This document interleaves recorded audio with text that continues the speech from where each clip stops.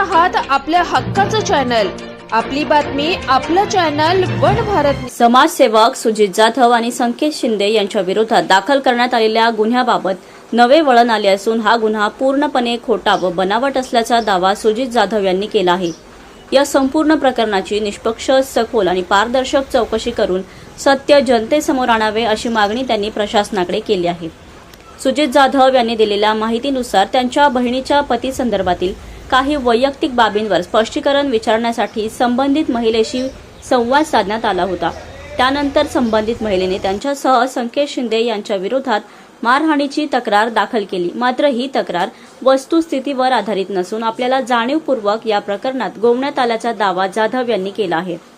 जाधव यांच्या म्हणण्यानुसार त्यांनी कोणत्याही प्रकारचा मारहाणीचा किंवा बेकायदेशीर कृत्याचा प्रकार केलेला नाही। त्यामुळे संबंधित प्रकरणातील सर्व पुरावे, साक्षीदार आणि घटनाक्रमाची निष्पक्षपणे चौकशी करण्यात यावी अशी त्यांची मागणी आहे। खोट्या तक्रारीमुळे आपली सामाजिक प्रतिमा आणि प्रतिष्ठा मलिन झाली असून मानसिक त्रासालाही सामोरे जावे लागत असल्याचे जाधव यांनी सांगितले। त्यामुळे या प्रकरणात सत्य समोर आणून न्याय मिळावा अशी अपेक्षा त्यांनी केली आहे।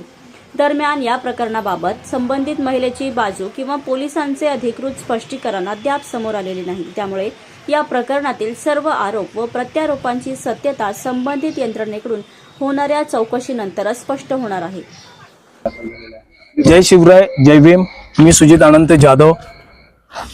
30 तारखेला जो गुन्हा दाखल झालेला आहे माझ्यावरती, ज्या महिलेने जो गुन्हा दाखल केलेला आहे तो संपूर्ण खोटा आहे। जो 30 तारखेला गुन्हा दाखल झालेला आहे खडकपाडा पोलीस ठाण्यात, एका महिलेने खोट्या सांगण्यावरून राजकीय दबावापोटी जो काही गुन्हा नोंदवला आहे तो निंदनीय आहे आणि माझ्या त्या गुन्ह्याशी काहीही संबंध नाहीये। उलट त्या महिलेमुळे माझ्या बहिणीचा संसार उद्ध्वस्त झालेला आहे।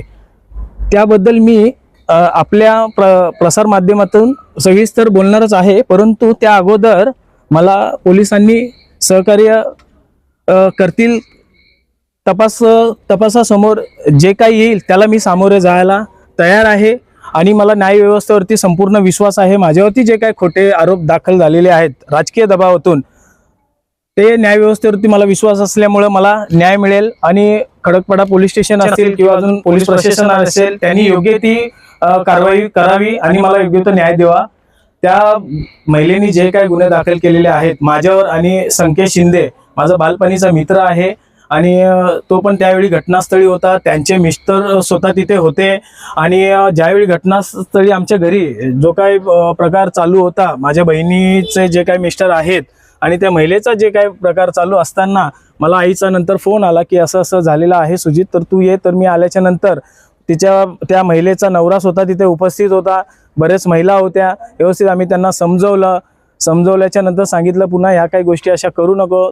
तरी पण त्या महिलेंनी ज्यावेळी तक्रार केली तेव्हा कोणत्याही एनसीमध्ये आमची नावं टाकलेली नाही आहे आणि आता काही दिवसांनी 30 तारखेला तिकडे जाऊन काही राजकीय दबावाने त्यांना हे करून माझ्यावरती गुन्हे दाखल करून घेतलेले आहेत।